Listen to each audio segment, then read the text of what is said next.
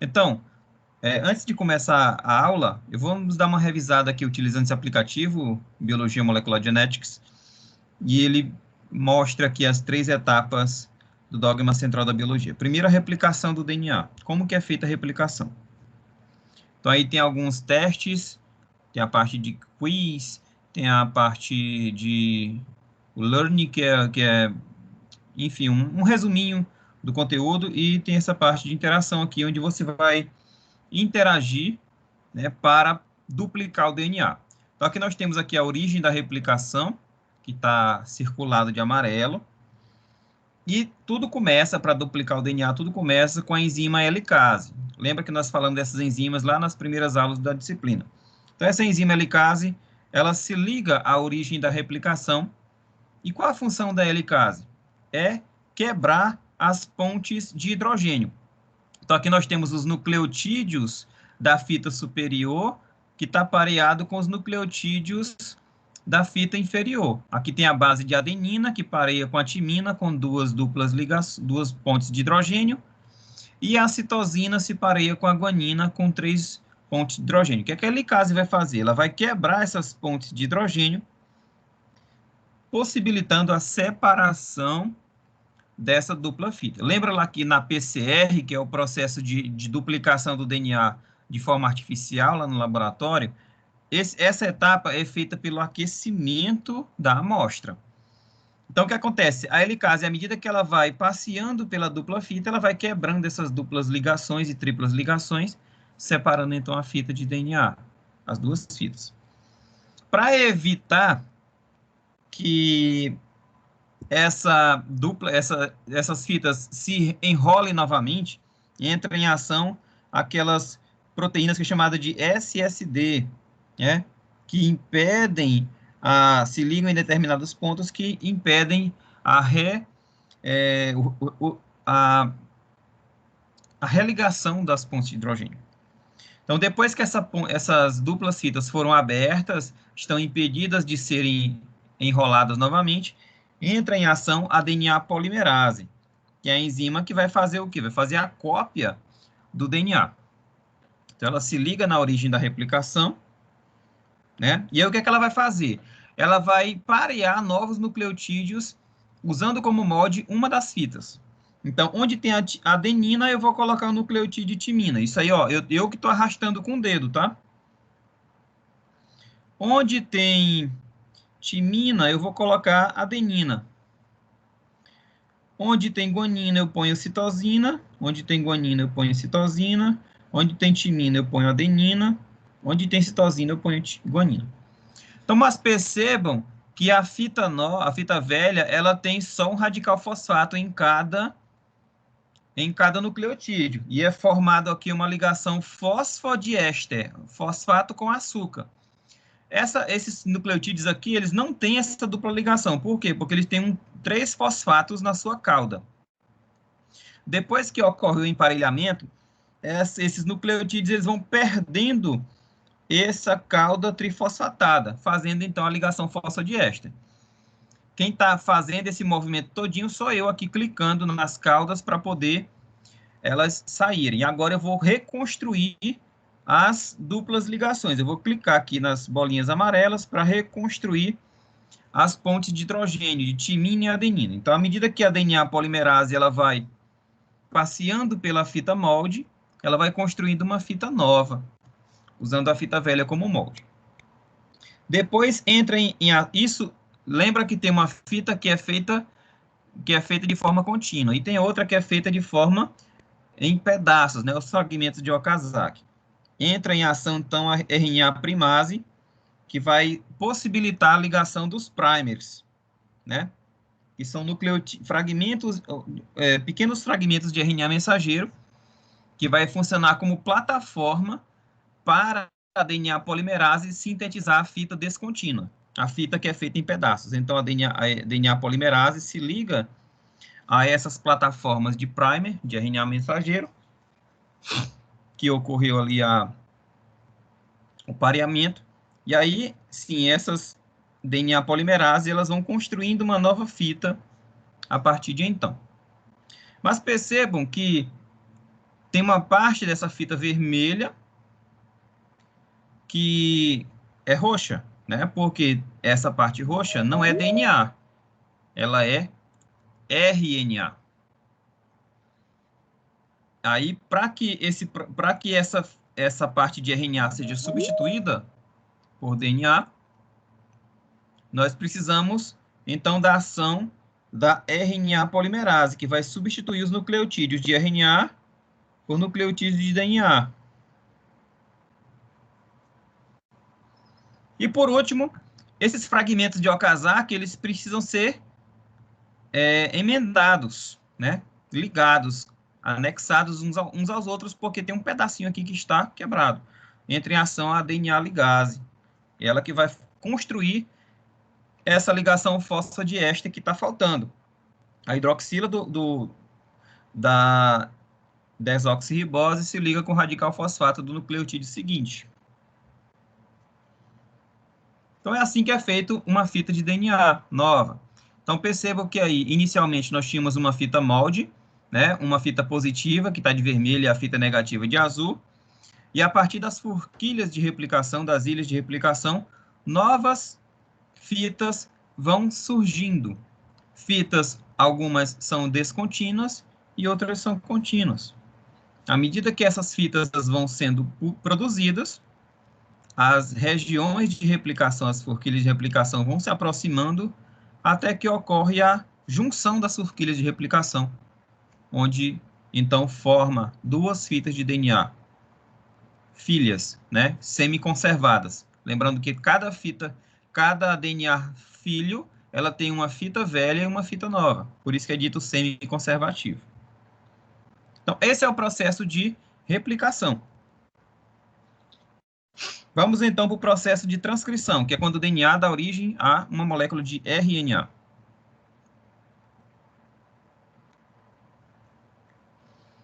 E para isso a gente vai usar um cromossomo, o cromossomo 11, que ele vai ter uma região do cromossomo 11 que ele codifica uma proteína que tem função hormonal, que é a insulina. Então, o cromossomo 11, na parte, né, do braço curto, nós temos aqui uma região do braço curto, que é responsável pela transcrição.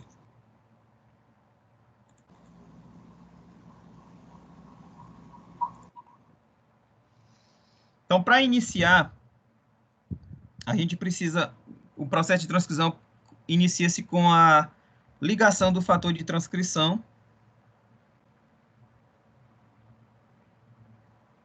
na região promotora.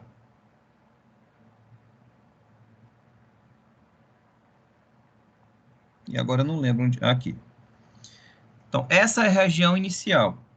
Depois, o fator de transcrição ligado, ele vai ser utilizado como ponto de partida da RNA polimerase.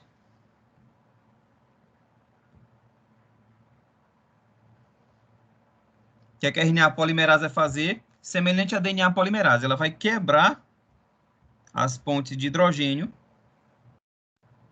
e vai utilizar uma das fitas como molde para parear novos nucleotídeos. Só que a diferença está aqui nos nucleotídeos utilizados. Aqui serão nucleotídeos de RNA. O açúcar do nucleotídeo é ribose. E nós não temos timina aqui, nós temos uracila. Então, onde tem adenina, eu coloco uracila. Onde tem timina, eu coloco adenina. Onde tem guanina, eu coloco citosina. Guanina, citosina. Timina, adenina. Citosina, guanina. Novamente, as caudas trifosfatadas são perdidas para dar origem à ligação fosfodiéster. E essa RNA polimerase ela vai abrindo a forquilha e pareando novos nucleotídeos de RNA, até que esse RNA mensageiro todo seja transcrito.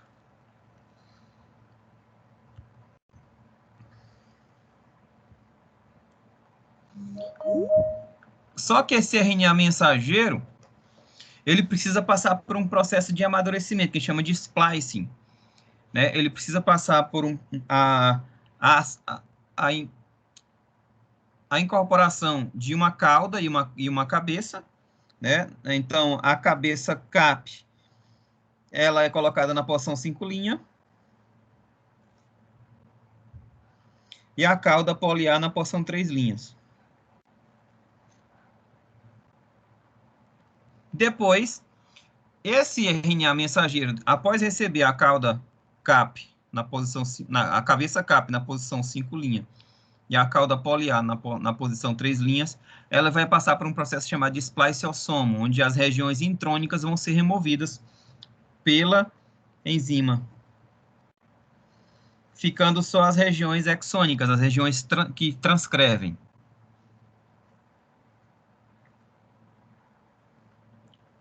Só depois desse processo de amadurecimento do RNA mensageiro é que então ele consegue sair do núcleo e chegar ao citoplasma.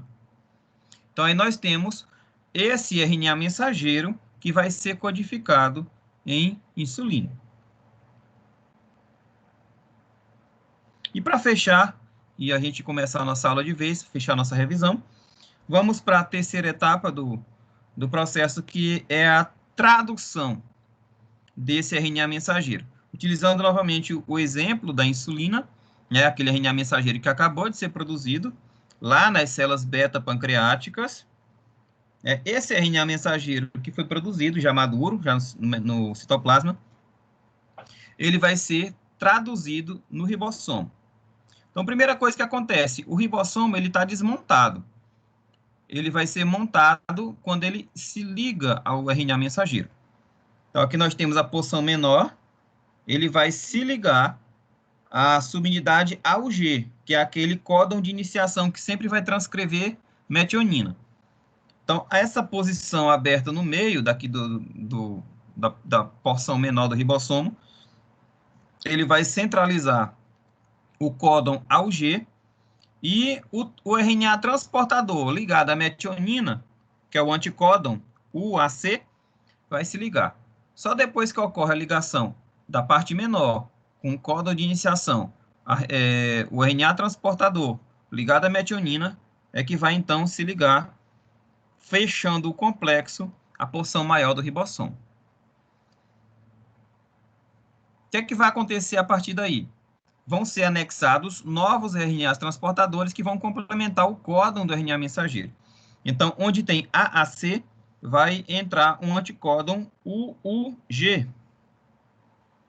O que vai acontecer, então?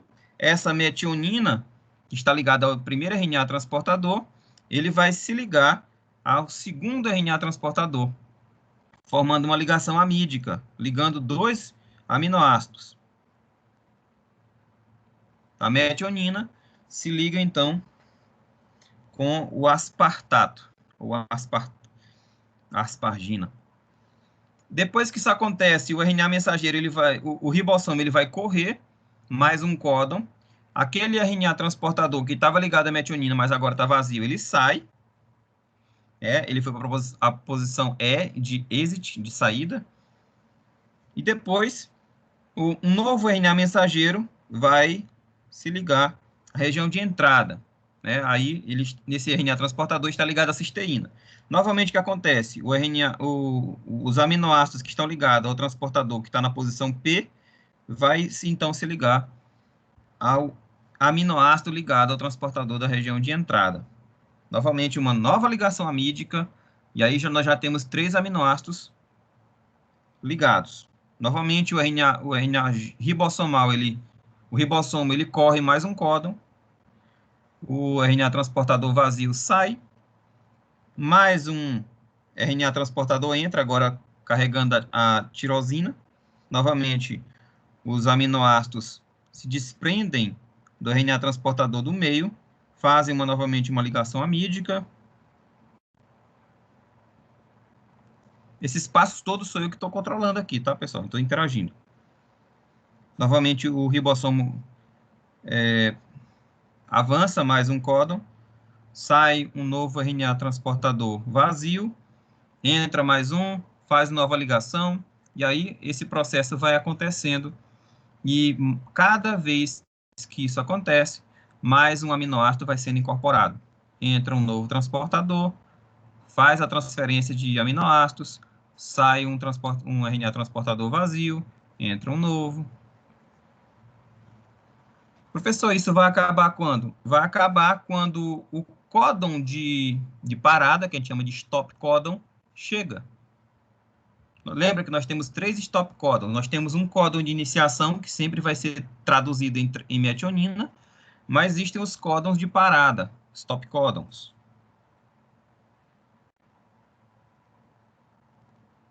Que é justamente isso aí, ó. No stop códon, não existe RNA transportador. Vai se ligar um fator de parada no sítio A. E aí, o ribossomo se desmonta. Depois que essa linha de aminoácidos se formou, eles vão, então, começar a fazer as interações entre, entre aminoácidos. Como, por exemplo, a formação das pontes de sulfeto entre os aminoácidos cisteína, que é o que eu estou fazendo aqui. Aí, essa insulina, ela tem 2 cadeias proteicas, a cadeia alfa e a cadeia beta, que está aí representado de estrutura azul e verde. Certo? Então, deu para ter uma noção geral do que acontece nessas 3 etapas de uma forma mais interativa possível. Tranquilo, pessoal?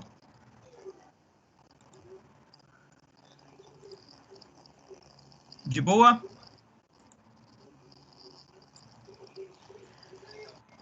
Então, galerinha, vamos dar início à nossa aula de hoje. Deixa eu colocar o tablet para cá. Então, segunda-feira já tá assim, minha irmã.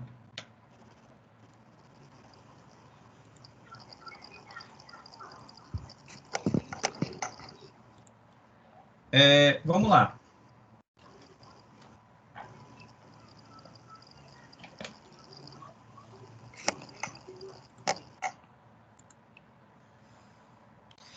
Então, pessoal, hoje nós vamos falar sobre mutação genética, tá? É um tema bem interessante, que a mutação ela tem seus fator positivo e seu fator negativo também. Ela pode ser benéfica, porque ela pode gerar vantagens para o portador, mas ela pode ser maléfica, gerando desvantagens, inclusive é responsável pela formação de câncer, tá? Então vamos lá. Eu mandei as aulas para vocês, tá? Desde a primeira aula, né, até as aulas que eu não dei ainda, todas as aulas.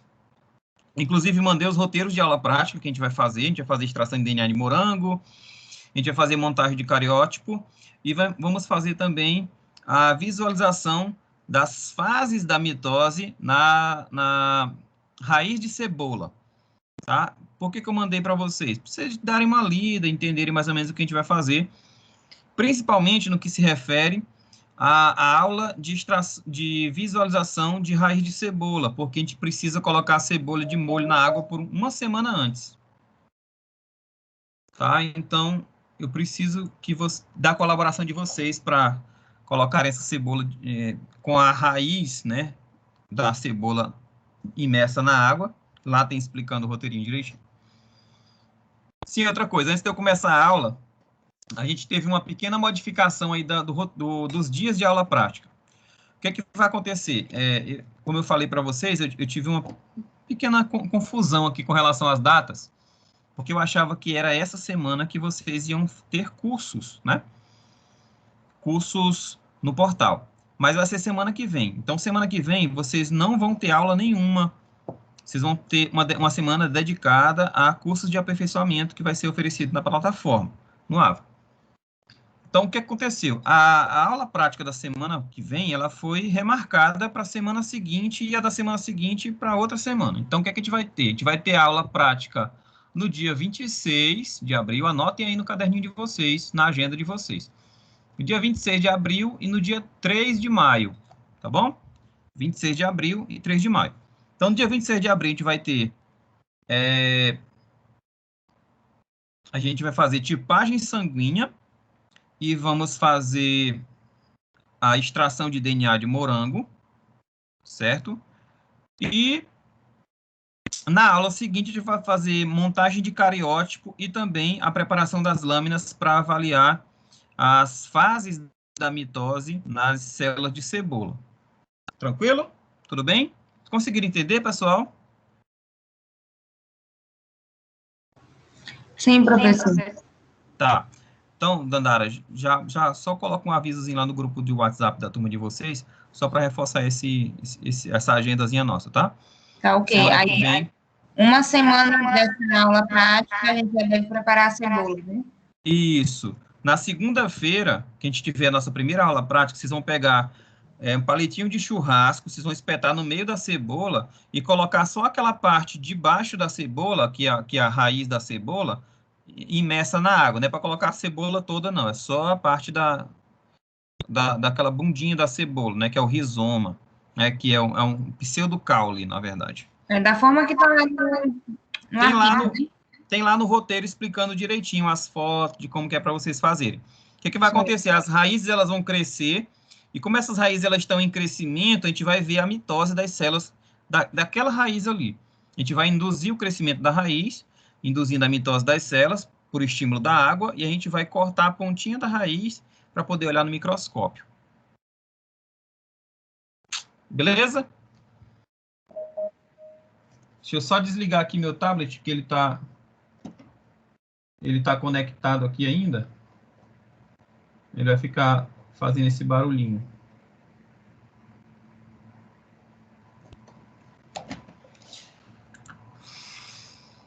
Tranquilo, né? Então, vamos dar início à nossa aula de hoje. Já mandei para vocês. E hoje nós vamos falar sobre mutações genéticas e interações gênicas também. Deixa eu só tirar essa barra de...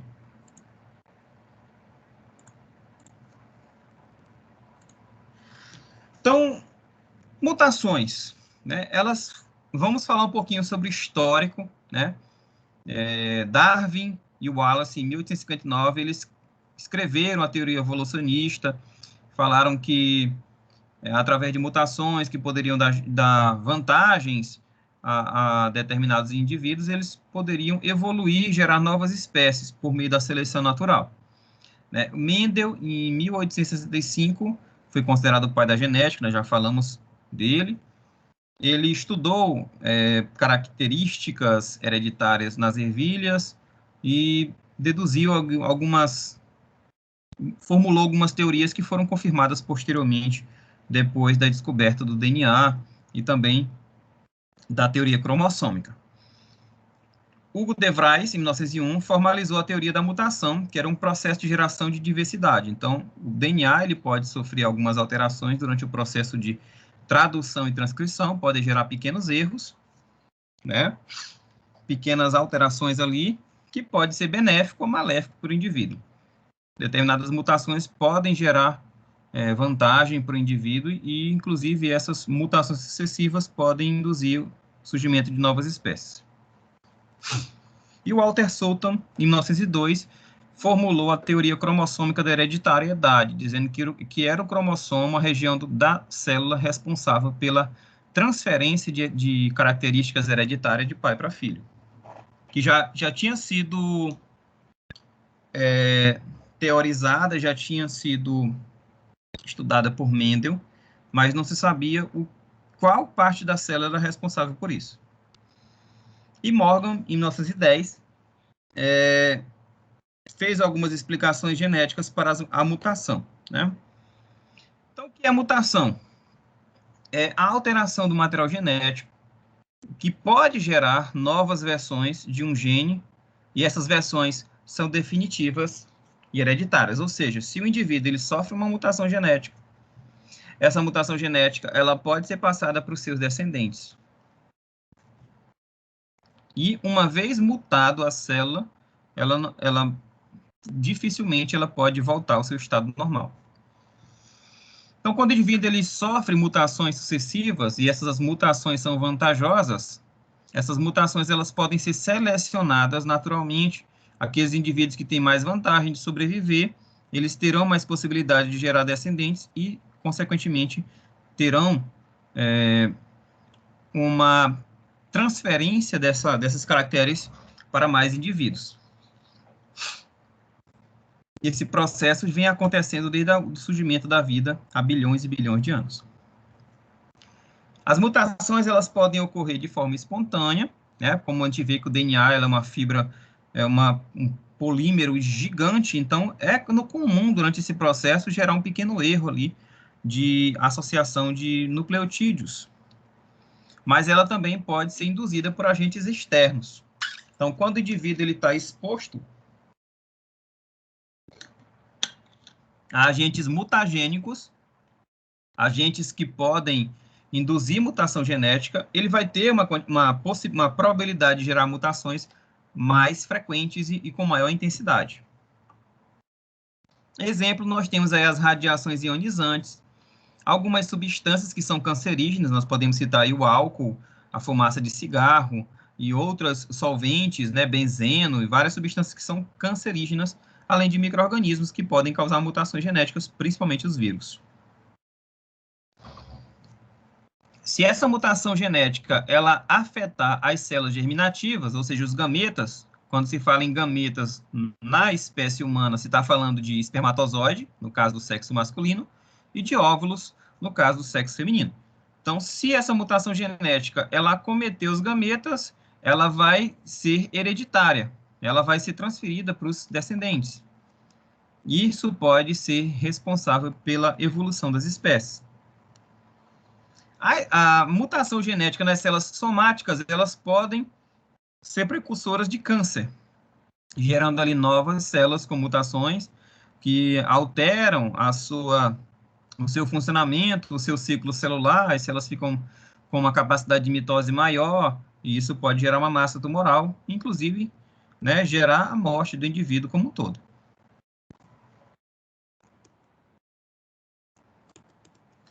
Pessoal, até aí tudo bem? Tá dando para acompanhar? Sim? Sim. Oi, Rayane. Eu queria que o senhor falar mais um pouquinho sobre as células gametas, que eu não entendi muito. Tá. O que são gametas? São células que têm apenas um exemplar de cada cromossomo. São as células haploides, né? Quando se fala de espécie humana, os gametas são dois tipos de célula. O espermatozoide, no homem, que é uma célula haploide, e o óvulo, da mulher. Todas as outras células do nosso corpo são células somáticas, são células diploides, são células que têm 2 cromossomos de cada tipo, né? 23 pares de cromossomo. Já o espermatozoide não, ele tem apenas um cromossomo 1, um cromossomo 2, um cromossomo 3, um cromossomo 4. As outras células têm 2 cromossomos 1, 2 cromossomos 2, 2 cromossomos 3. Inclusive, nós vamos falar disso na próxima aula, quando nós estivermos falando de citogenética. Falamos de cromossomo especificamente. Então, os gametas são as células que vão dar origem a um novo ser, né? Espermatozoide se une com o óvulo, dá origem ali, se fundem, né? Metade dos cromossomos vem do pai, através do espermatozoide, metade dos cromossomos vem da mãe e dá origem ao zigoto, a primeira célula diploide de um indivíduo. Esse zigoto vai se dividir em várias células, dando origem aos blastômeros, depois formando os tecidos, né? Endoderme, ectoderme, mesoderme, e dá origem aos órgãos durante o processo de embriogênese. Então, gametas são células sexuais, durante o processo reprodutivo. Deu para entender, Rayane? Sim, professor. Ótimo. Então, continuando. Um exemplo de mutação. O albinismo. Nós já falamos de albinismo nas aulas passadas. O albinismo, ele surgiu deve ter surgido há alguns anos atrás, milhares de anos atrás, ou centenas de anos, e surgiu de uma mutação genética. Ela é uma doença hereditária causada pela mutação de um gene. E esse gene, ele é responsável pela produção de uma enzima. A enzima, codificada por esse gene mutado, no caso, o indivíduo que é albino, ele não consegue produzir essa enzima, porque os 2 cromossomos dele, tanto do pai quanto da mãe, têm essa mutação genética, né? Por isso que ela é recessiva. O indivíduo só vai ter albinismo se ele tiver tanto o cromossomo paterno quanto o cromossomo materno com a mesma mutação. Ele vai ser azinho. Então, se ele tiver os 2 cromossomos comprometidos com a mutação, ele não vai produzir essa enzima, que vai quebrar a fenilalanina em tirosina. Então, sem a tirosinase, que é essa enzima, que está defeituosa no albinismo, o indivíduo não consegue sintetizar a melanina. Como eu falei nas aulas anteriores, a melanina, que é o pigmento da pele, né, que dá a cor da pele, a cor da íris do olho, a cor do cabelo, ela é sintetizada a partir da degradação, da metabolização da tirosina. Então, em algum determinado momento, esse gene que codificava essa enzima, responsável pela produção da melanina, substância que é responsável pela cor da pele, a cor da íris, né, que é a parte colorida do olho, e também a cor do cabelo, sofreu uma mutação genética. Essa mutação ela pode ocorrer não só no ser humano, ela pode acontecer em animais, em plantas, e ela é hereditária. Professor, planta também tem albinismo? Tem, eu já mostrei para vocês. Exemplos de indivíduos com albinismo. Olha uma planta albina, sem pigmentação. Olha um inseto albino. Uma aranha albina. Um jacaré albino. Um peixe, um bagre, né, albino. Um beija-flor albino. Leão. E ser humano. Qualquer ser vivo que tem esse gene responsável pela produção de melanina, se esse gene estiver mutado, vai dar origem ao albinismo. Então, as mutações, elas podem ser gênicas, né, quando ela afeta apenas um gene de determinado cromossomo. Essas mutações gênicas, elas podem ser por inserção, quando o gene ele recebe um pedaço, né, se acrescenta um pedaço. Pode ser por deleção, quando o indivíduo perde um pedaço do material genético, ou pode ser por substituição. Um cromossomo perde, um cromossomo troca de pedaço com outro cromossomo. Qualquer tipo de mutação, elas vão afetar uma sequência de bases nitrogenadas, né, do gene que codifica uma determinada proteína. Então, vai gerar uma alteração na síntese de algumas proteínas. Mas as mutações também podem ser cromossômicas, quando afeta um cromossomo como um todo, ou um conjunto de cromossomos. Então, as mutações cromossômicas, elas podem ser numéricas ou estruturais.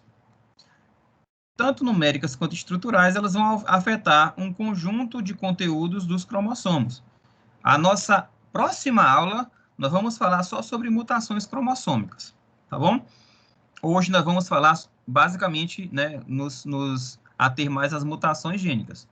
Vamos falar de maneira geral das mutações cromossômicas, mas nós vamos nos ater às mutações gênicas. Então, as mutações gênicas, elas podem ocorrer por substituição, que é quando ocorre uma substituição de uma só base de DNA. Essa mutação, ela pode ser silenciosa, né? O que acontece? Quando um nucleotídeo foi substituído, mas como consequência a proteína não muda. Lembra que eu falei para vocês na primeira aula que o nosso código genético ele é degenerado? Porque, veja bem, nós temos 64 possibilidades de nucleotídeos. Nós temos, cada nucleotídeo ele é feito de uma trinca. Eu tenho 4 possibilidades na primeira, 4 possibilidades na segunda e 4 possibilidades na terceira. Então, nós temos 64 códons diferentes. Mas esses códons, eles só vão ser traduzidos em, no máximo, 20 proteínas. Isso quer dizer o quê? Que existem vários códons que vão codificar o mesmo aminoácido. Por isso que se diz degenerado. Então, o que é que pode acontecer? Vamos supor que o paciente tem um nucleotídeo chamado AUG. E aí, esse códon do meio, ele foi substituído por T, ficou ATG. Só que essa mutação, que foi uma substituição, ela é silenciosa porque tanto faz AUG quanto ATG, vai ser o mesmo nucleotídeo. Então, quando ocorre a mutação no códon, mas o aminoácido traduzido for o mesmo, essa mutação é dita silenciosa. E essa mutação silenciosa é muito comum e é responsável pela diversidade genética, que não é expressa fenotipicamente. Ou seja, o indivíduo tem uma sequência de nucleotídeo diferente de outro. Por exemplo, meu irmão tem uma sequência de nucleotídeo diferente que a minha, mas nós temos o mesmo fenótipo, nós temos a mesma cor de pele, né? Porque apesar de ocorrer a troca de um nucleotídeo, mas isso não foi expresso produzindo uma proteína diferente. Existe uma mutação chamada de mutação com perda de sentido. Essa mutação com perda de sentido, ela tem como consequência a substituição de um aminoácido por outro na proteína codificada. Um exemplo aí é a anemia falciforme, que eu falei para vocês, quando eu falei de anemia falciforme, acho que foi na aula passada, que o sexto aminoácido da cadeia beta da hemoglobina, no indivíduo normal, é o ácido glutâmico. No indivíduo com anemia falciforme, a mutação genética fez com que fosse acrescentado uma valina ali. E também existe a mutação sem sentido, né? A mutação com perda de sentido e a mutação sem sentido.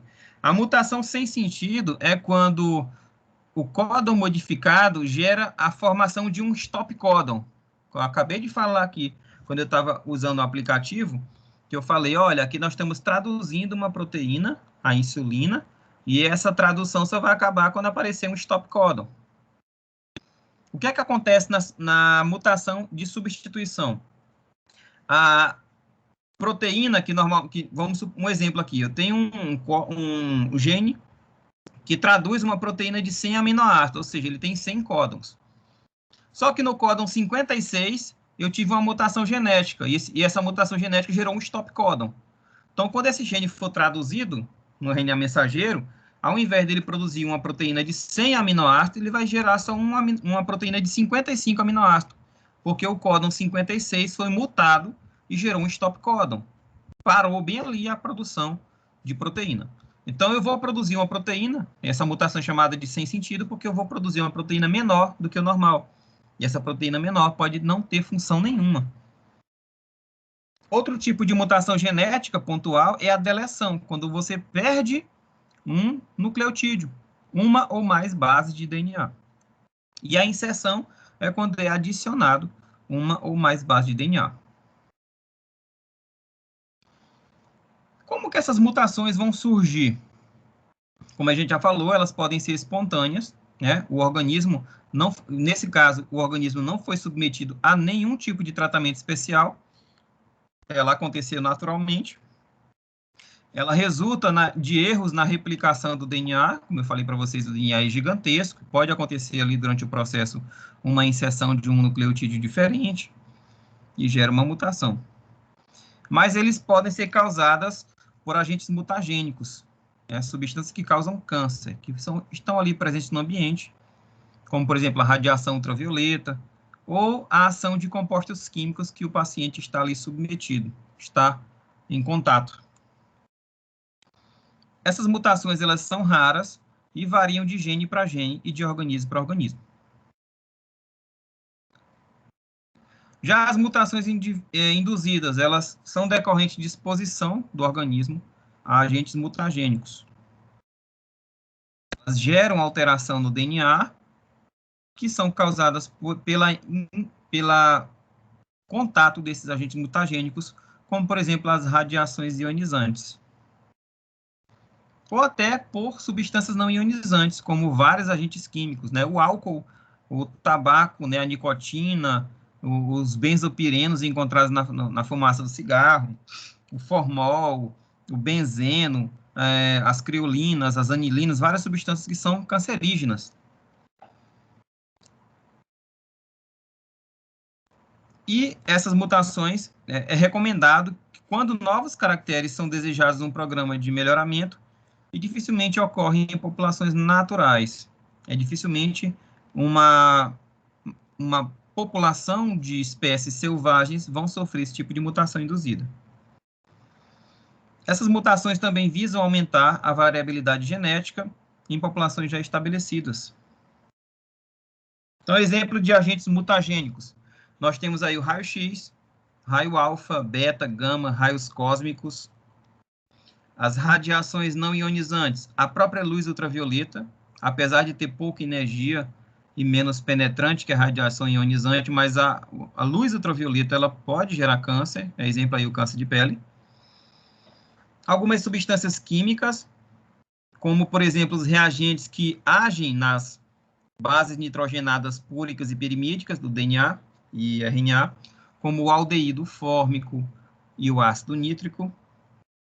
Alguns corantes de acridina, né, que são corantes utilizados inclusive em laboratório, e eles agem se ligando ao DNA, que podem permitir adições e deleções das bases nitrogenadas durante a replicação do DNA. Existem também agentes alquilantes, né, que vão gerar reações de alquilação no DNA, que tem vários efeitos sobre o DNA. Então, aqui vamos exemplificar alguns tipos de mutação. No meio aqui nós temos uma sequência de DNA, um gene, né? Aqui, ó, timina, adenina, timina, timina, adenina, guanina, citosina, uma sequência de nucleotídeos, né? Um DNA com as duplas fitas. E embaixo do DNA nós temos a proteína produzida, né, pela codificação desse gene. O que é que acontece? Nós temos aqui o DNA original, com a sequência de nucleotídeos e, consequentemente, a tradução desses aminoácidos. Essa sequência original ela pode sofrer uma mutação genética, como, por exemplo, a perda de um par de base. O que é que vai acontecer aqui? Essa região aqui, citosina, guanina, vai ser perdida e dá origem a uma nova sequência de aminoácidos. Essa sequência daqui de cima é idêntica à de baixo, exceto por essa região aqui que foi perdida. Ó, tá? Não tem aqui, entre essas duas timinas, não tem a citosina. Então, o que aconteceu? Essa nova fita, esse DNA, em que ele perdeu uma base nitrogenada. Então, ele teve uma deleção nesse processo de mutação genética. Mas pode ocorrer o oposto também. O DNA original ele pode receber uma nova base nitrogenada, uma nova sequência. Então, essa sequência de baixo aqui, ocorreu a adição de um par de bases. Aqui, uma timina e a adenina na outra fita. E aí, o que acontece? Com essa adição, vai gerar a adição de um novo aminoácido. No caso aqui, a fenilalanina, que não tinha na sequência original de aminoácidos, né, modificou totalmente os códons posteriores e a sequência de aminoácidos posteriores ficou totalmente diferente da original.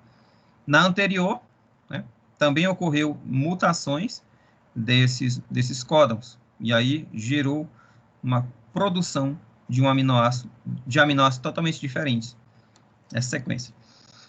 Então, nessa fita de baixo, houve uma adição de uma base, né? Então, a mutação por adição. Então, nós temos o exemplo, né, de uma mutação de gene que codifica a cadeia beta-globina, que é a da anemia falciforme, onde ocorreu a alteração de um códon. Não, existe o sexto códon da região produtora de cadeia beta, que deveria ser GAC, ele foi mutado para GTC. Então, perceba que só a segunda letra do códon que se mudou. Então, em vez de GAC, ficou GTC. E aí, o RNA mensageiro transcrito gera uma inserção de um aminoácido diferente. Ao invés de inserir o ácido glutâmico na sexta posição, vai ser inserido a valina, gerando uma substituição de uma base nitrogenada. Então, aqui nós temos o sexto códon, que deveria...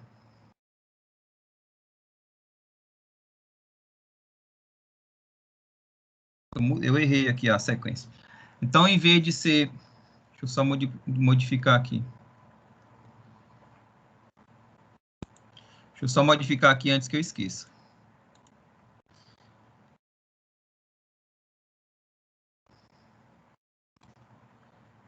G...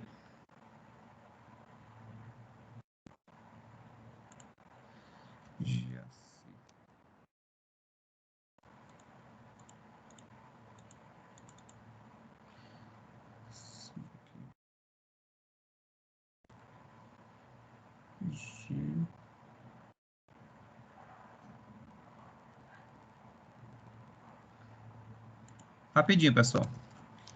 G...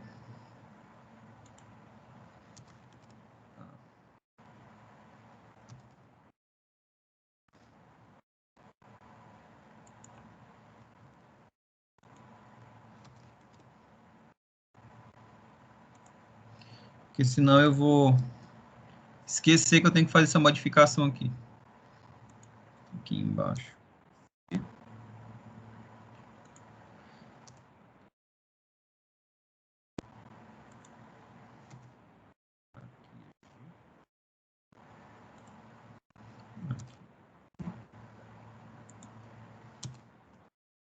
T.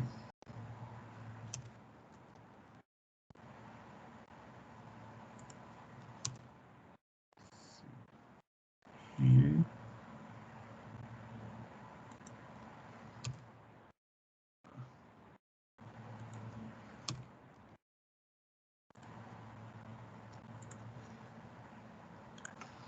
Sim, então vamos lá. Então aqui nós temos o sexto códon do gene que produz a cadeia beta normal. A sequência normal é GAC. Essa fita de DNA, ela vai ser traduzida, né, transcrita, perdão, em um RNA mensageiro cujo sexto códon vai ser o CUG.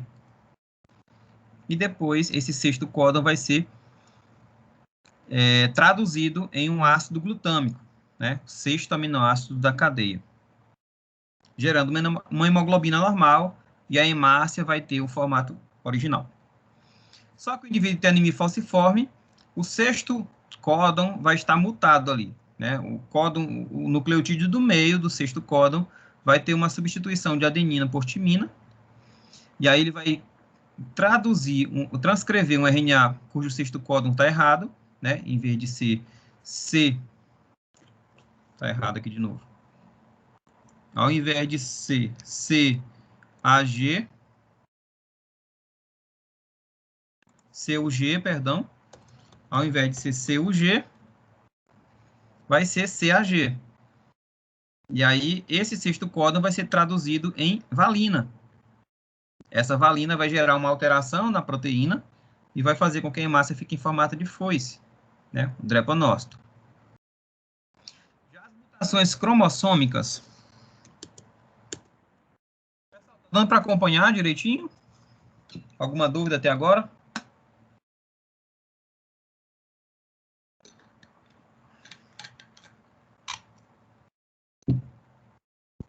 Não, né?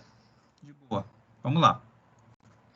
Agora, sobre alterações cromossômicas numéricas, elas podem ser do tipo euploidia, quando ocorre a alteração completa do genoma.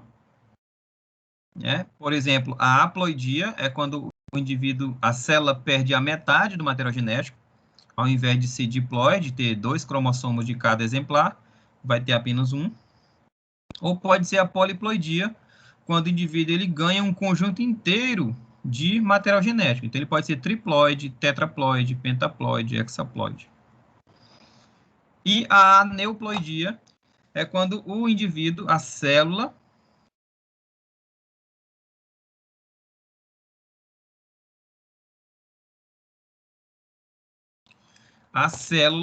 ela perde um cromossomo do conjunto, né? Um ou mais cromossomos do conjunto, do grupo de cromossomos.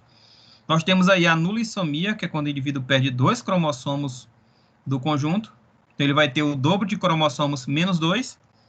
A monossomia, quando ele perde um cromossomo do conjunto inteiro, do conjunto diploide. E a polissomia, quando ele ganha um ou mais cromossomos extras. Mas a mutação cromossômica pode ser estrutural, né? Como a deleção, perda de um pedaço de cromossomo. A duplicação é quando o indivíduo ganha um mesmo pedaço do cromossomo, né?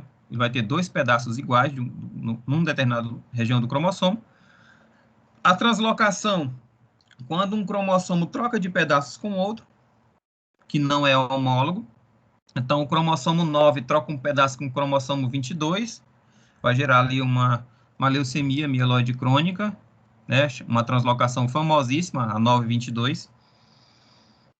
Ou uma inversão. O cromossomo ele perde um pedaço, esse pedaço quebrado ele gira 90 graus e é colado no mesmo lugar, só que de ponta cabeça.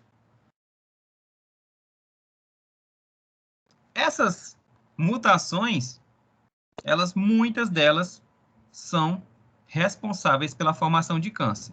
Para você ter uma ideia, dados recentes do INCA, o Instituto Nacional do Câncer, mostra que de 10 a 20% dos cânceres registrados no Brasil são de natureza genética, né, influenciada pela hereditariedade, e 80 a 90% dos cânceres encontrados são decorrentes de fatores externos, ambientais, né? Excesso de peso, dieta inadequada, exposição excessiva ao sol, tabagismo, etilismo e outras condições básicas, tá bom? Pessoal, vamos dar um intervalo rapidinho, só para me atender uma ligação. Vamos dar um intervalo de 15 minutos, tá bom? Já já a gente volta. Até mais.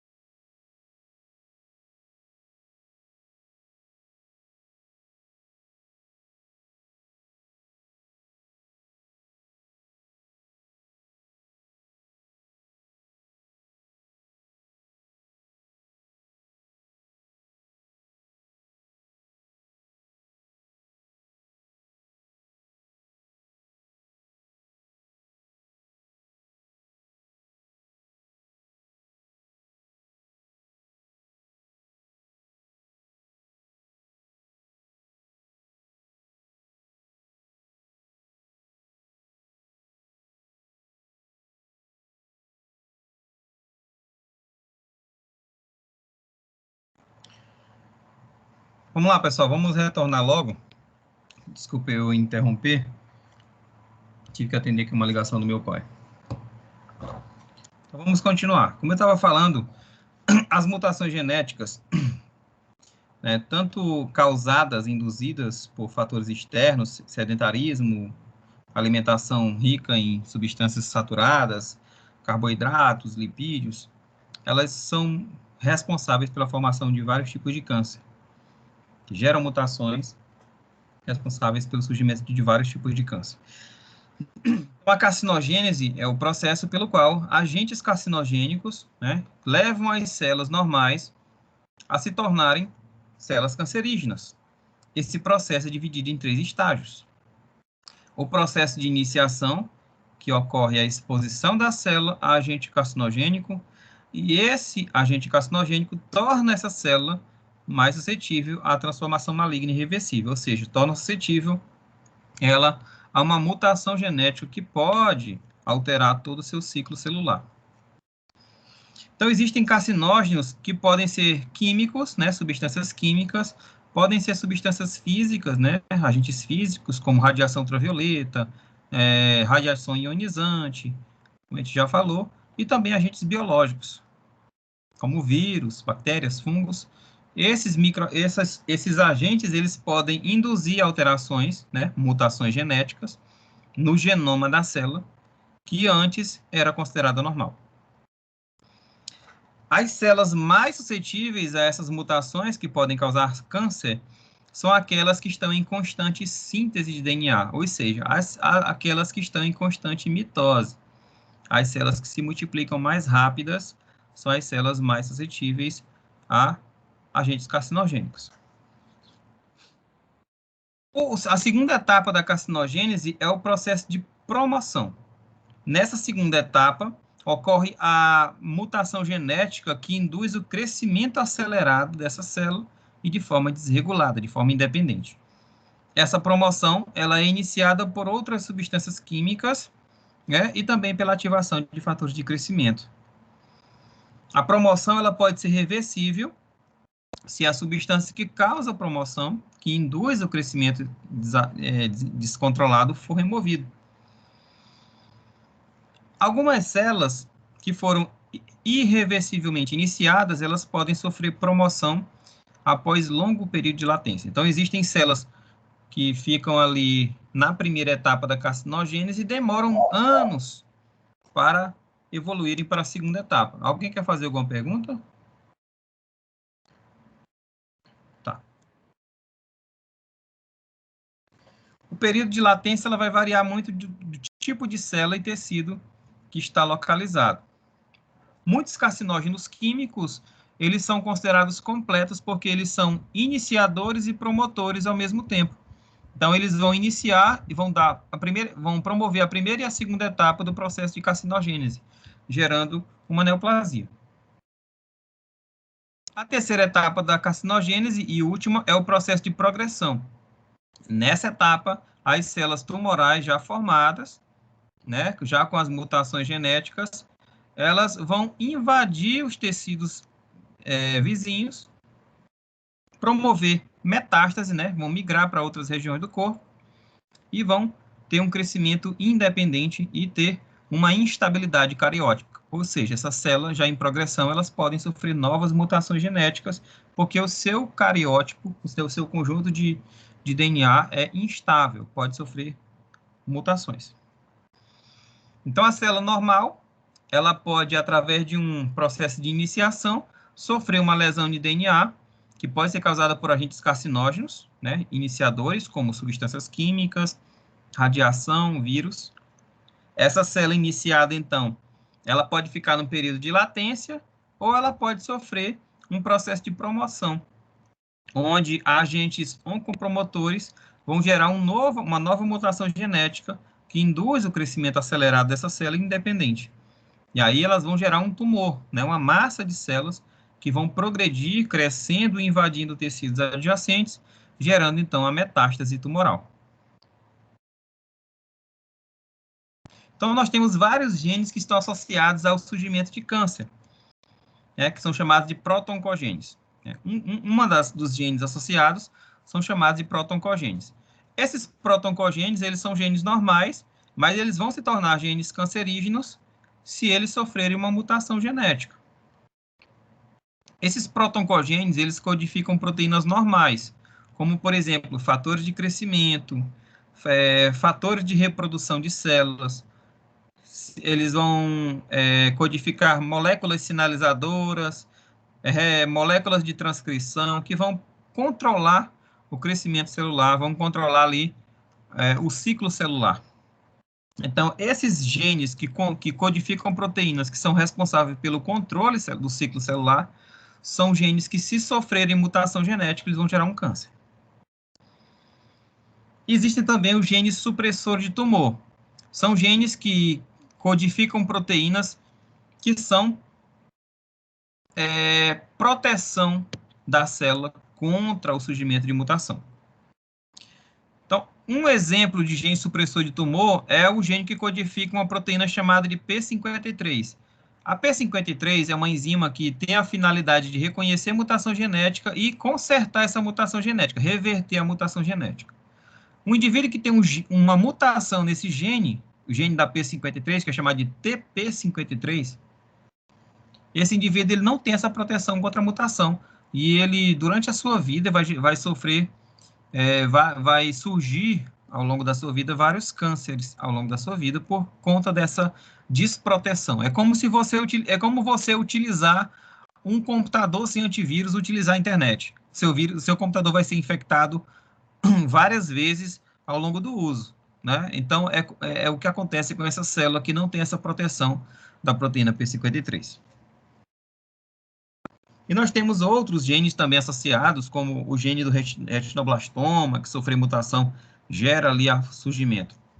Aí nós temos a explicação do retinoblastoma e também dos protoncogenes, que são genes que codificam proteínas específicas que controlam o ciclo celular. E uma mutação interessante também, que é a formação do cromossomo Filadélfia, que nós vamos ver isso em outras disciplinas, por isso que eu não estou entrando muito em detalhes, e isso é objeto de estudo de outras disciplinas. Existem também mecanismos epigenéticos.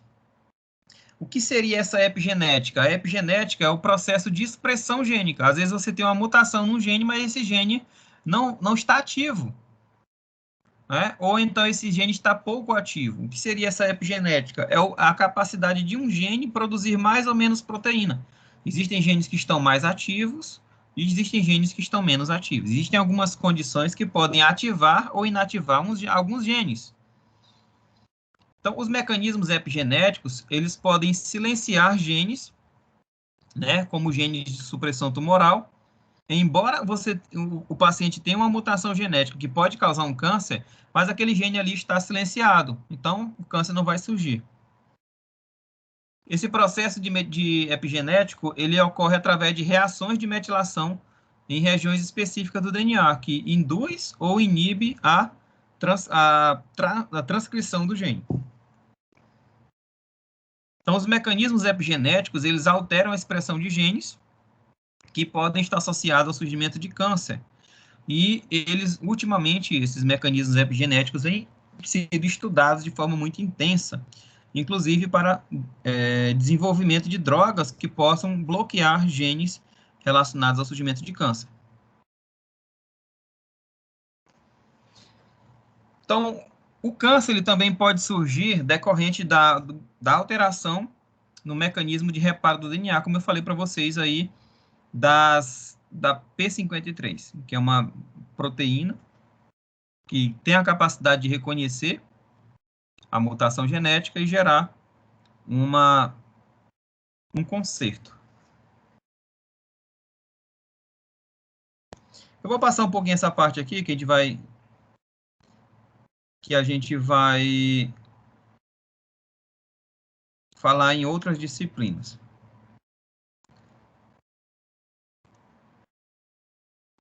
Então, outra coisa que pode influenciar o surgimento de neoplasias é a questão de relação entre o indivíduo e o ambiente.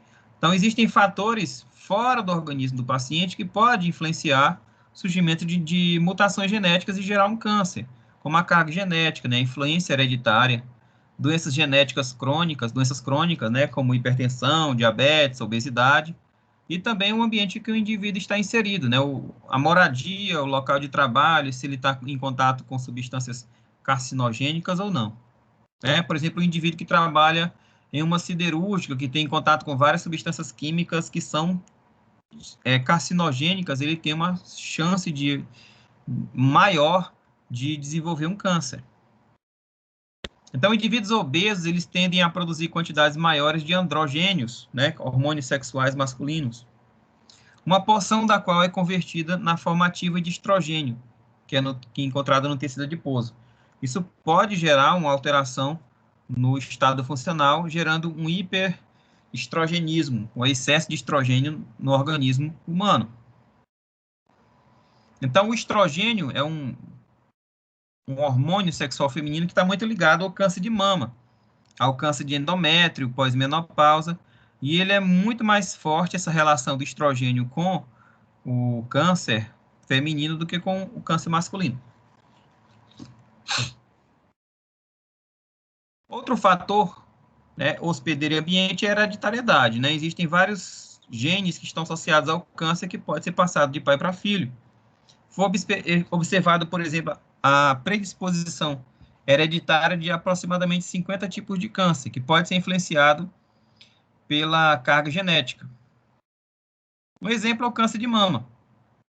O câncer de mama ele é muito mais frequente em mulheres cujas avós, as mães, as tias ou as irmãs foram afetadas por um processo maligno na mama.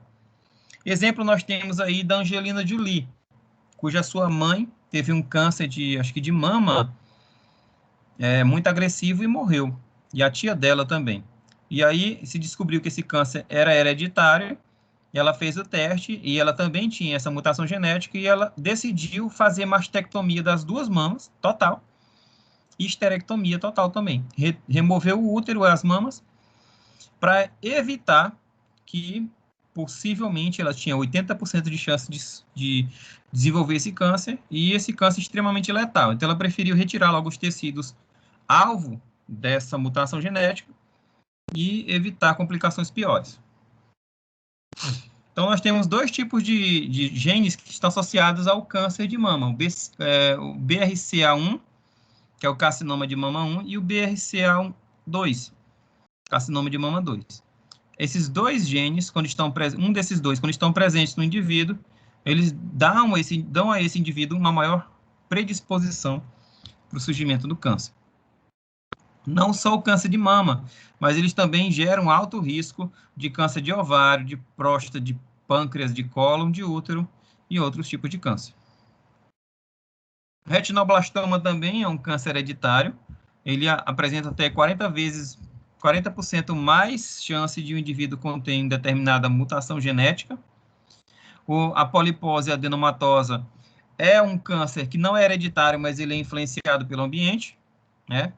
Ele também é hereditário, perdão, ele é provocado pela mutação do gene de supressão tumoral APC, né? E esse gene de supressão tumoral, ele gera o desenvolvimento de centenas de pólipos adenomatosos e alguns podem evoluir para lesões malignas. Existem também carcinógenos químicos, né? São substâncias químicas capazes de induzir o câncer.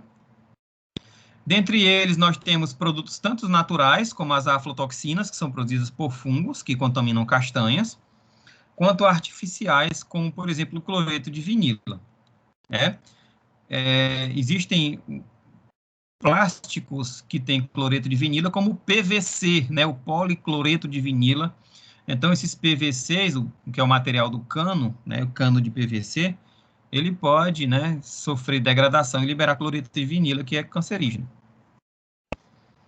Esses carcinógenos químicos, eles podem ser agentes de reação direta, ou seja, a própria molécula já é capaz de gerar um câncer, mas algumas substâncias químicas, eles são agentes indiretos. Ou seja, eles precisam ser metabolizados pelo organismo para só então serem substâncias tóxicas. E aí, esses carcinógenos químicos, eles formam espécies reativas, eles se ligam às moléculas hereditárias, como DNA, RNA ou proteínas, e geram uma mutação ou alteração nas sínteses de proteínas. Então, cada carcinógeno químico, ele pode ser mais carcinogênico ou menos carcinogênico que outro. E eles podem ter um poder aumentado para promover o surgimento de câncer, ou até nenhuma capacidade. A exposição a carcinógenos químicos está associada a fatores de risco de estilo de vida, como, por exemplo, o tabagismo. Existem várias substâncias tóxicas no cigarro que são carcinogênicas. A dieta, né, o consumo rico em açúcar e gordura também é responsável pela formação de mutações genéticas que podem evoluir para um câncer, e o consumo de álcool. Então, o tabagismo, né, o fumo, ele contém substâncias procarcinogênicas que, ao serem metabolizadas pelo fígado, elas vão dar origem a substâncias tóxicas que causam câncer, que estão associadas a câncer de pulmão, a câncer de laringe e também câncer de boca e de cavidades nasais. Então, os agentes citotóxicos, eles podem ser de ação direta, quando a própria molécula já é responsável pela mutação genética, ou os agentes indiretos, quando eles precisam ser transformados pelo fígado ou por outros órgãos metabólicos em substâncias ativas. Essas substâncias, esses agentes citotóxicos, eles vão interagir com o DNA, gerando, se essa interação gerar um reparo do DNA, se esse reparo for eficiente, por mais que essa substância tóxica gere uma mutação genética, se o paciente tiver um reparo do DNA eficiente, esse DNA ele volta ao seu estado normal, ele vai ser consertado. Mas se o paciente ele foi exposto a uma substância citotóxica e o reparo do DNA dele foi ineficiente, ele vai ter um dano genético. E aí esse dano genético, se for numa célula somática, ele pode gerar uma neoplasia, e se for numa célula germinativa, ele vai transferir essa mutação genética para os seus descendentes. Então, isso explica por que duas pessoas, às vezes, os dois são fumantes, mas um tem câncer de pulmão e o outro não tem. Por quê? A questão não é só a exposição do agente citotóxico, a questão também tem a ver com a defesa do organismo, a eficácia do paciente de reverter mutações genéticas, como, por exemplo, a atuação da P53. Então, o reparo do DNA, ele é gerado pela proteína P53. Quando esse reparo é livre de erro, ele vai gerar ali a eliminação do erro do DNA que foi gerado por conta da exposição ao carcinógeno. E aí o paciente ele vai continuar tendo aquela mesma fidelidade genética, ou seja, o seu DNA vai continuar igual ao que era antes. Mas se essa P53 ela for sujeita a erro, tá? Tá até errado aí, né? Sujeiro é sujeito. Sujeito a erro. E esse sujeito é com J, né?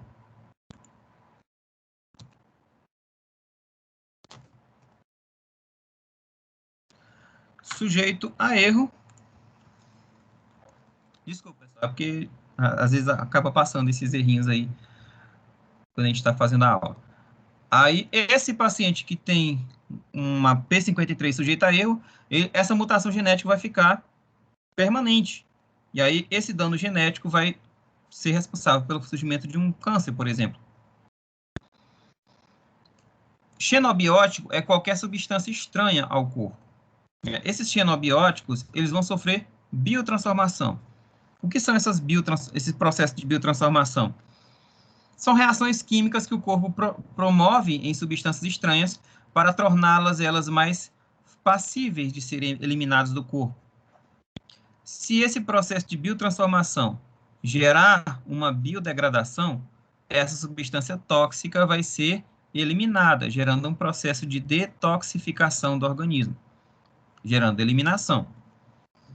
Mas se esse genobiótico ele for biotransformado, e nesse processo de biotransformação ele é ativado por essa biotransformação, ele pode gerar um dano ao tecido, pode gerar a ativação de reações imunológicas ou levar ao dano do DNA. Aqui nós temos o exemplo de uma substância bioativada, né, com um xenobiótico bioativado, o benzopireno. O benzopireno ele vai sofrer biotransformação hepática pela P450 e vai gerar uma substância que vai se ligar à base nitrogenada guanina, se conjugar com a base nitrogenada guanina.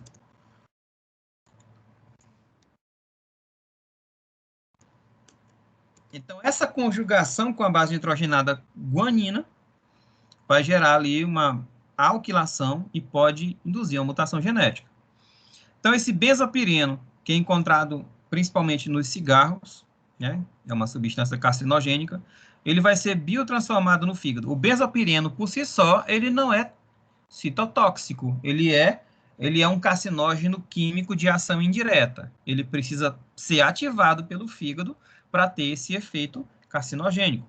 Então, o fígado biotransforma esse benzopireno e aí ele vai se ligar às bases nitrogenadas de guanina, gerando uma ligação ali com a radical amina e gera uma mutação genética.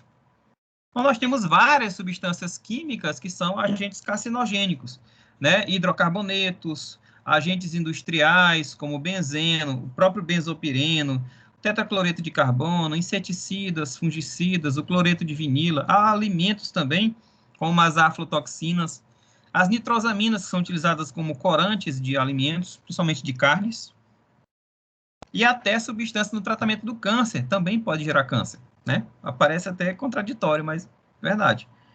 Agentes alquilantes como ciclofosfamida, clorambucil, nitrosureia, são substâncias que podem gerar câncer também. Então, a célula ela pode sofrer uma mutação genética quando ela é exposta ao fumo, ao álcool, dietas ricas em carboidratos e em gorduras, a conservantes, substâncias defumadas, alguns vírus, a obesidade, agentes químicos, radiação ultravioleta e até a própria hereditariedade, além da radiação atômica.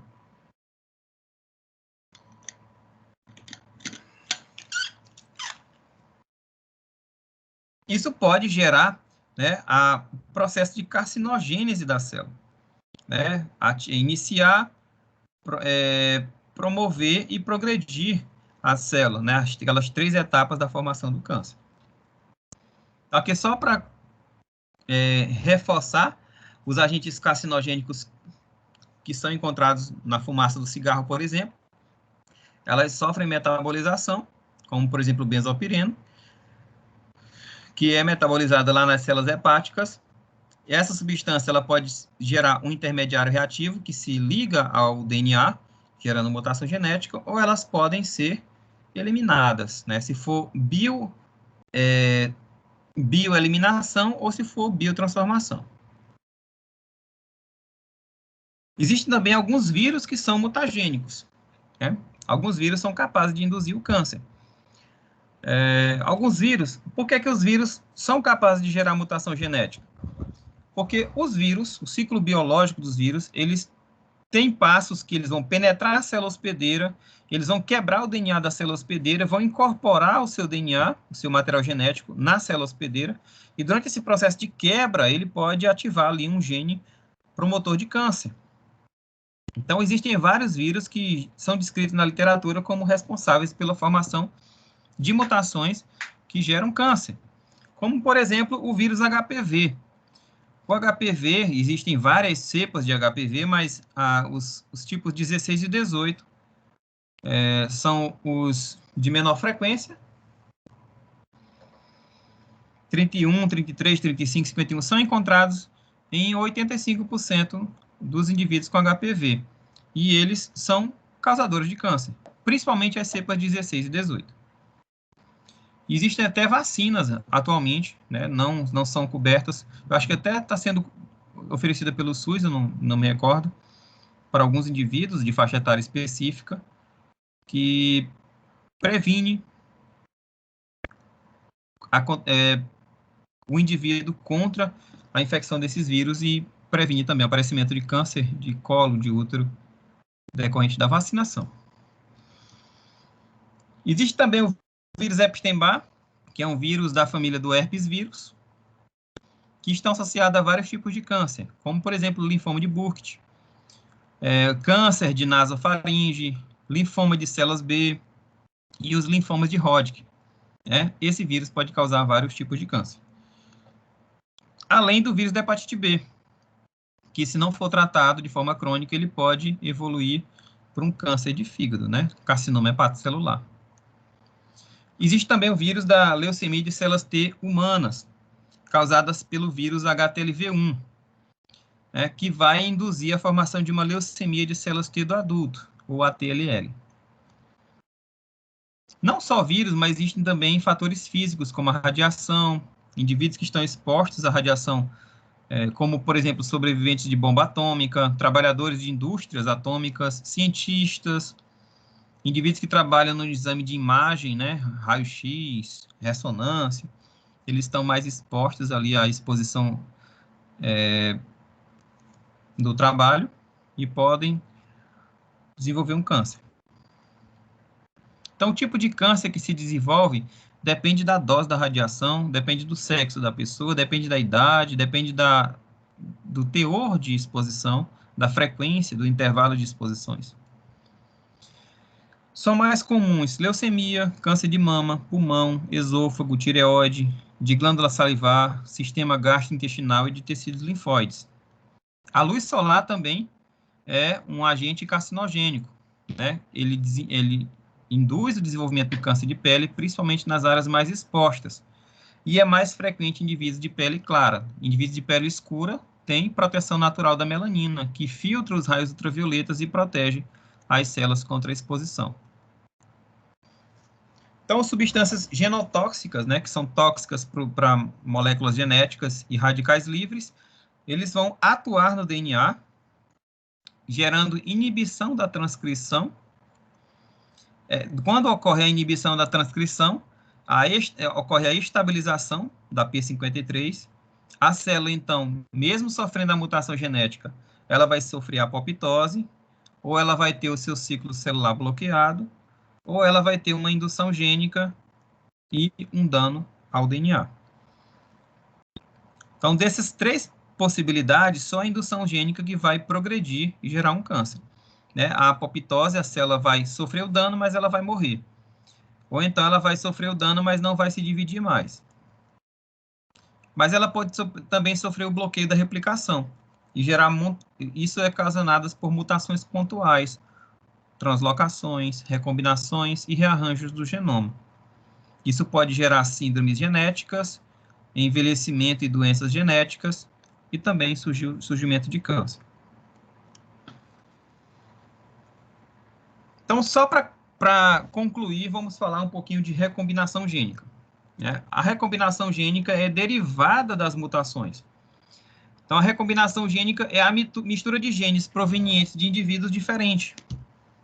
Por que nós temos vários indivíduos com cargas genéticas diferentes, com características diferentes? Porque ao longo da evolução humana, nós fomos desenvolvendo mutações que foram progredindo, passando de pai para filhos, e à medida que duas pessoas elas combinam seu material genético para gerar um filho, elas geram uma pessoa com um material genético único, que nenhum outro indivíduo tem essa combinação. Então, essa mistura de genes provenientes de indivíduos diferentes ocorre na reprodução sexuada.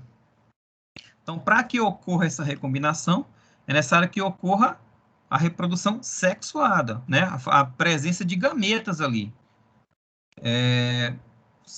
Gameta masculino, gameta feminino, cada um com seu material genético. Então, aquele filho ele vai ser metade pai, metade mãe. Metade do DNA do pai, metade do DNA da mãe. E aquele pai já é mistura dos pais dele com a mãe dele. Então, à medida que ocorre uma recombinação gênica pela reprodução sexuada, se cria um indivíduo único. Essa recombinação gênica acontece por dois processos. Uma delas é o crossing over, que é a troca de pedaços de cromossomos durante a meiose 2, na formação de gametas. E também na segregação independente. Então, esse processo de recombinação gênica produz gametas com diferentes combinações, diferentes alelos, né? Cada espermatozoide tem uma sequência única de genes que, ao se combinar com um óvulo, que também tem uma sequência única de genes, vai gerar um indivíduo com uma infinidade de possibilidades possíveis. Então, os genes dos pais, eles se recambiam-se e transformam-se e são transmitidos aos seus descendentes. E à medida que os seus descendentes vão gerando novos descendentes, ocorrem novos arranjos, e aí os indivíduos que têm o arsenal genético mais favorável à seleção natural, eles vão ter possibilidade de sobrevivência maior. E isso gera uma maior variabilidade genética. Então, a variabilidade genética, ela é ocasionada pela troca de pedaços de cromátides homólogas, ou seja, pernas de cromossomos do mesmo par. E isso provoca o surgimento de sequências de genes homólogos, genes ao longo do cromossomo. Então, eu tenho aqui uma cromátide, um cromossomo duplicado do pai, cromossomo duplicado da mãe, eu, né?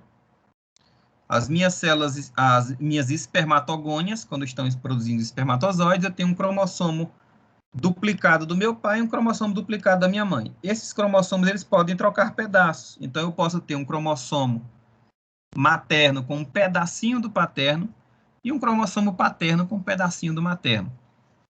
Então, aquele cromossomo, durante a meiose, durante a produção de espermatozoides, ele deixa de ser puramente paterno para ser um cromossomo híbrido, né? Um cromossomo paterno com um pedaço do materno ou um cromossomo materno com um pedaço do paterno. Então, durante a meiose 2, os cromossomos duplicados, nós temos aqui, ó, cromossomos duplicados, paterno e materno, eles vão sofrer um pareamento em que eles podem trocar pedaços. Aqui nós temos um ponto de quiasma, né, que é esse entrelaçamento de cromátides, que são essas perninhas dos cromossomos duplicados. Então, nessa meiose, na produção do espermatozoide, esse quiasma, ele vai gerar o crossing over, que é a troca de pedaços entre cromossomos homólogos. Então, percebam que aqui nós tínhamos uma cromátide totalmente vermelha e uma laranja, e ela gerou um cromossomo vermelho com um pedaço verde, porque ele trocou um pedaço com esse cromossomo aqui. Tá? Esse cromossomo que era laranja, ele ficou com um pedaço amarelo, e um cromossomo que era amarelo ficou com um pedaço laranja. Então, eles formam cromossomos híbridos. Isso que é chamado de crossing over, a troca de pedaços de cromossomos durante a meiose. Então, isso gera uma variabilidade genética muito maior do que simplesmente a separação dos cromossomos e a recombinação de cromossomos paternos e maternos. Então, durante a produção de meiose, esses cromossomos, né, podem sofrer variabilidade genética, não só pela segregação independente, mas também pela troca de pedaços, como a gente viu pelo cromossomo, pelo crossing over. Então, essa variabilidade genética ela é causada pela alteração no material genético e também pela variação dos indivíduos de uma mesma... Isso gera uma variação de indivíduos na mesma espécie. Esses indivíduos diferentes da mesma espécie vão gerar gametas com variações. E esses gametas, quando sofrem combinações, né, masculino e feminino, eles vão gerar descendentes com características únicas, variadas. E aí, pessoal? Tudo tranquilinho?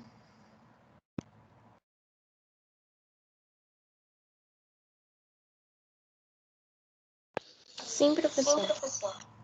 Deu para acompanhar, pessoal?